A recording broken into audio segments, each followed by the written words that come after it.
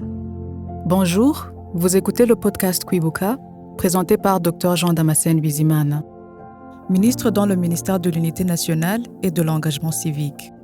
Depuis de nombreuses années de recherche, il a collecté et compilé des informations sur des actions ayant mené au génocide perpétré contre les Tutsis en 1994. Dans cet épisode, il vous racontera quels furent les rôles des médias dits indépendants, Kinyamateka et Isibo, dans la diffusion de la propagande génocidaire. Les journaux gouvernementaux et pro-gouvernementaux, vous le savez, comme Radio-Télévision Libre des Mille Collines, Kangura et autres journaux extrémistes, ne sont pas les seuls à avoir joué un rôle prépondérant dans la diffusion de l'idéologie de haine contre les Tutsis qui a préparé le terrain du génocide et qui les a exterminés. D'autres journaux qui se prétendaient indépendants et autonomes ont plongé dans la même logique d'incitation à la haine ethnique à travers un certain nombre de leurs publications. Nous allons passer en revue quelques exemples des écrits des journaux Kinyamateka appartenant à l'Église catholique, qui était un hebdomadaire, et le journal Isibo, qui appartenait à Sixbert Musangafura, qui était membre du parti d'opposition MDR, tendance qu'on appelait modérée ou démocratique, mais qui en réalité a diffusé des articles extrémistes au niveau de la haine contre les Tutsis. Le rôle affiché de Kinyamateka dans la politique du Rwanda et dans un parti pré-ethniciste date de 1956, l'époque où il était dirigé par Grégoire Kayibanda, qu'il utilisa dans les années 1950 pour répandre les idées extrémistes du Parti Hutu. Par exemple, le 21 décembre 1963, le président Kayibanda a lu un discours chargé de haine et de fureur, en stigmatisant les Tutsis et en allant même jusqu'à leur dire qu'un génocide se produira contre eux. Kayibanda l'a dit en ces termes suivants, je le cite. Vous vous souvenez qu'en 1959 et 1960, certains Rwandais, du temps de la royauté Tutsi, ont fui la démocratie et sont devenus des rebelles de Kankara et Nyenzi. Dans les derniers jours du mois de décembre 1963, dans la nuit, des rebelles Nyenzi sont arrivés au Bugesera. Ils ont progressé jusque près du pont de Kanzenze que nous venions de construire sur la rivière Nyabarongo. D'autres unités de rebelles Nyenzi Kankara s'étaient regroupées sur d'autres frontières. Et lorsqu'ils ont appris que ceux d'entre eux qui se sont infiltrés dans le Bugesera ont été vaincus, ils ont traîné les pieds. La plupart d'entre elles sont retournées d'où elles étaient venues. C'est à ce moment que le gouvernement a pris la décision d'arrêter les collaborateurs de Robert Nyenzi et les a mis en prison pour prévenir la sécurité et la tranquillité de la population qui vivait avec eux. Pour que le peuple qui a choisi la démocratie et a travaillé pour son progrès ne s'excite pas excessivement contre certains Tutsis qui se sont opposés à la démocratie, qui sera la culture de l'Afrique, j'ai envoyé dans chaque préfecture un ministre avec pour mission claire d'aider le préfet et ses assistants à les éradiquer. Vous savez que de nombreux citoyens se sont fâchés à cause de la méchanceté des fous qui dirigent les rebelles Nyenzi, qui ont attaqué le pays pour ralentir son développement. Fin de citation. Kinyamateka, du 15 avril 1964, a publié intégralement le discours sanguinaire du président Grégoire Kayibanda comme s'il en assurait la propagande. Je soutiens que ces enfants brillants suivent tous l'enseignement, partout où ils sont, et que l'équilibre soit abrogé. La raison qui me pousse à m'associer avec ceux qui souhaitent le bannissement de l'équilibre ethnique et régional, c'est qu'on ne respecte pas les motivations de son instauration, à savoir l'unité nationale. En fait, certains l'ont instrumentalisé pour commettre des injustices. Fin de citation.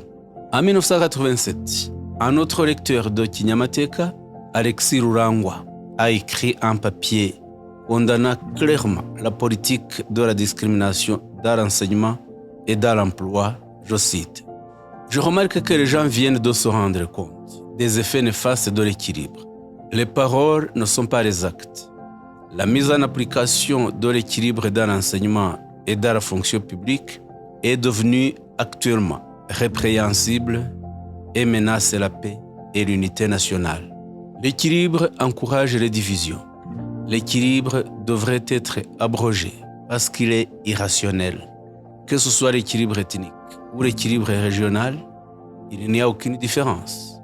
L'équilibre profite aux riches qui veulent se partager les ressources limitées dont dispose le pays. L'équilibre entraîne par ailleurs une forme de vengeance.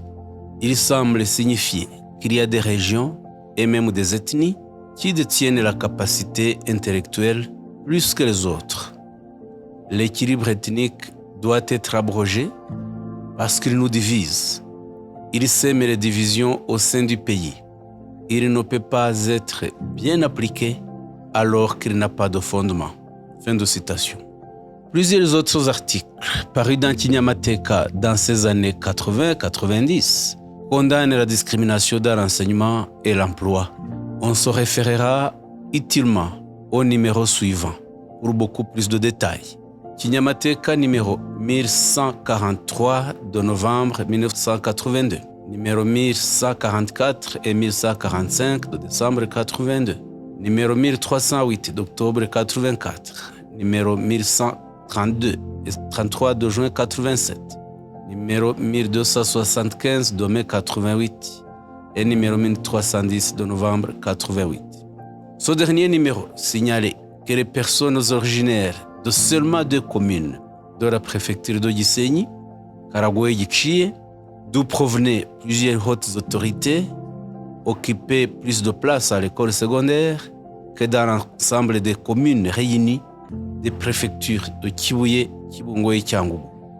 En outre, ces 2 communes Karagwe et Gicciye dépassaient l'effectif des places occupées par les 10 communes de la préfecture de Butare.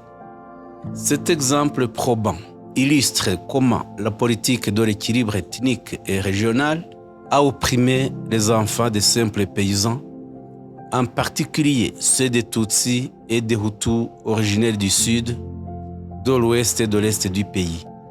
La politique de discrimination a commencé à être abandonnée en 1992 quand feu Madame Agathe Uwiringiyimana est devenue ministre de l'Éducation nationale, c'est-à-dire au moment même où les partis d'opposition sont entrés au gouvernement.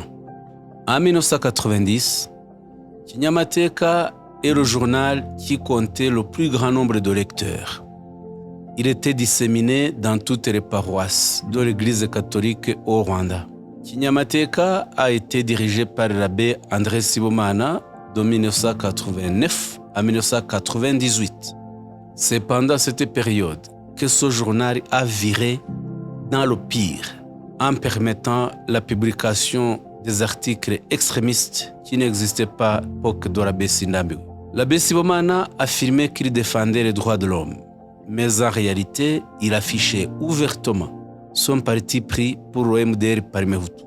Les articles publiés dans Kinyamateka entre octobre 1990 et mars 1994 faisaient la propagande du parti MDR et calomniaient le FPR et les Tutsis d'une manière générale. Lorsque le FPR Inkotanyi a lancé la guerre de libération le 1er octobre 1990, le gouvernement Habyarimana a répandu un dogme que tout Tutsi est complice du FPR et par conséquent qu'il était ennemi du Rwanda. Kinyamateka a soutenu longuement cette ligne. Ainsi, Kinyamateka numéro 1338 a publié un article s'en prenant ouvertement aux Tutsis en ces termes. Dans le pays, il y a ceux qui soutiennent leurs frères réfugiés et qui sont déterminés à les appuyer dans le but de renverser la République rwandaise. Certains Tutsis soutiennent ces attaques parce qu'ils espèrent être réintégrés dans le pouvoir et se venger. Une autre raison qui pousse les Tutsis à falsifier leur ethnie, c'est pour de pouvoir s'infiltrer et devenir les complices des Robert Nyenzi facilement, comme certains que je ne veux pas nommer y sont parvenus. Fin de citation. En février 1991, Kinyamateka numéro 1339 a tenu des propos similaires à ceux diffusés dans Imvaho numéro 881 qui dit ceci: les complices qui sont dans le pays jouent un grand rôle dans ces expéditions. Certains disent même qu'ils sont dans les sphères du pouvoir. Qu'on fasse des enquêtes sérieuses qui aboutiront à suspendre ce qui était promu dans les posts publiés dans Imvaho numéro 881. Ainsi, ils auront décapité les complices Inyenzi Nkotanyi. Il a été dit, et on n'aura pas démenti, que concernant les fonds dont les rebelles Inyenzi Nkotanyi se sont servis pour acheter les armes pour nous exterminer, une partie a été collectée au Rwanda par le biais de leurs complices. Fin de citation. C'est la première fois que le mot « exterminer » pour désigner les Tutsis est utilisé. Kinyamateka attribuait ainsi faussement aux Tutsis le plan d'exterminer les Hutus comme prétexte et appelait à la mobilisation en recourant, dit-il, à la légitime défense. Kinyamateka numéro 1339 va même jusqu'à mettre en garde les Hutus de se méfier des femmes et Tutsis en ces termes et de transporter les cartouches dans les barates. On retrouve là les 10 commandements des Hutus, publiés dans Kangura. Kinyamateka numéro 1340 a remercié la population d'avoir joué un rôle important en collaborant avec l'armée rwandaise dans la lutte contre l'ennemi et ses complices Tutsis. Je cite Kinyamateka: les Rwandais aptes ont collaboré avec l'armée rwandaise à la lutte contre l'ennemi, que ce soit dans la traque des rebelles Inyenzi et autres initiatives, que ce soit dans l'enrôlement à l'armée pour les jeunes hommes, que ce soit par la contribution financière ou même par les publications qui expliquent la nature des problèmes des rebelles Inyenzi. Fin de citation. En novembre 1990, Kinyamateka numéro 1331 a titré son article, je cite, « Il y a des traîtres qui se sont empressés d'accueillir ces ennemis du Rwanda. » Fin de citation. Selon Kinyamateka, toutes les personnes qui étaient au Rwanda et qui avaient manifesté la moindre sympathie pour le FPR étaient ainsi prises pour un ennemi. Le mois suivant, la une du numéro 1332 de Kinyamateka était intitulée comme suit: « Les ennemis du Rwanda qui nous ont envahis s'appellent FPR Nkotanyi. » Ce vocable, ennemi du Rwanda, a été attribué aux Tutsis pendant toute la durée de la guerre, de 1990 à 14. Le numéro 1335, 1336 et 1360 l'emploie 20 fois. Dans d'autres articles, Kinyamateka va même plus loin et utilise le mot sanguinaire pour désigner les Tutsis et le FPR Nkotanyi.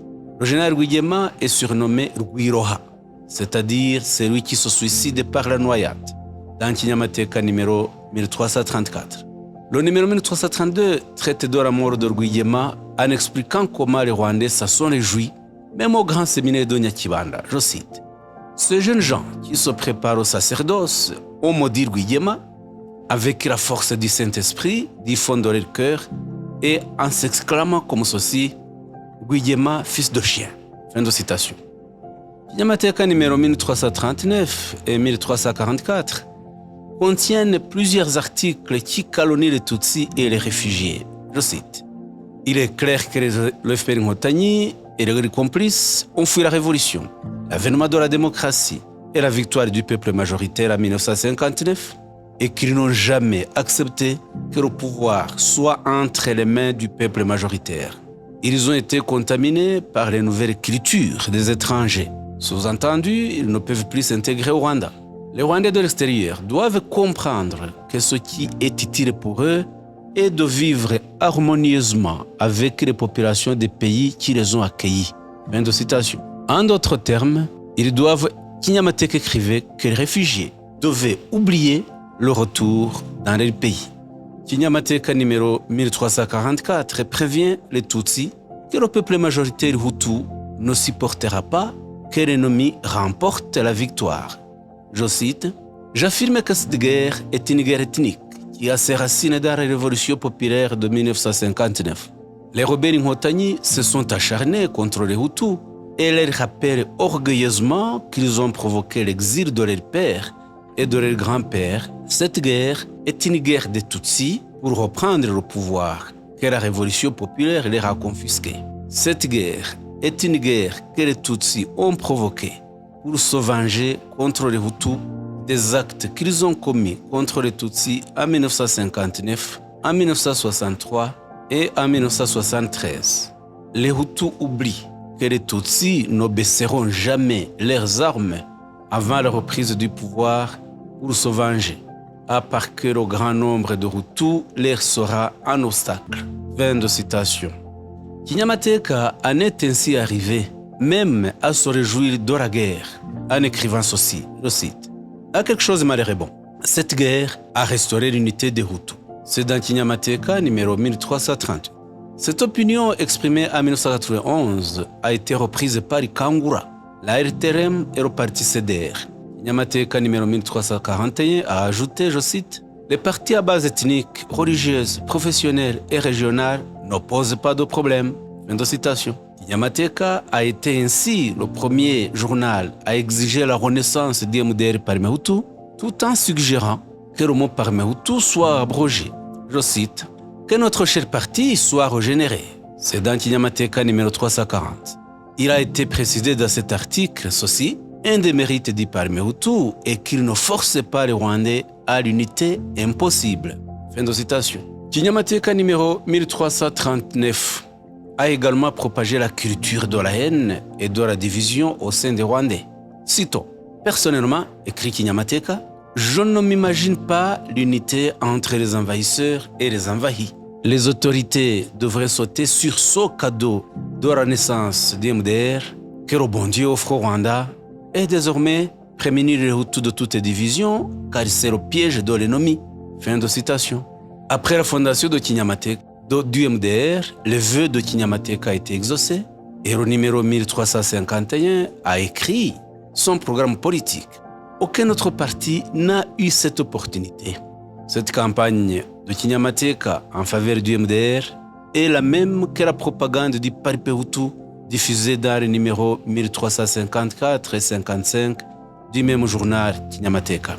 D'une manière générale, Kinyamateka penchait du côté de la mouvance Parti Hutu en mettant en avant les prétendus mérites de Kayibanda. Citons, « Ce pays a connu un héros qui a démontré qu'on peut conquérir le pouvoir sans aucune autre ambition, si ce n'est le développement du pays et ses habitants.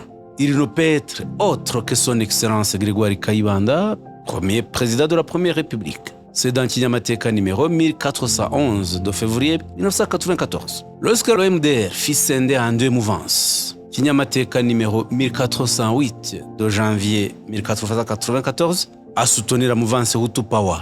Ce journal a pris ouvertement parti pour l'extrémiste Jean Kambanda le mois suivant en proclamant que ses opinions sont plus valables que celles de la mouvance modérée, c'est-à-dire non extrémiste. Kinyamateka 1411 a soutenu que le génocide pouvait constituer une solution à la guerre et qu'il était proche.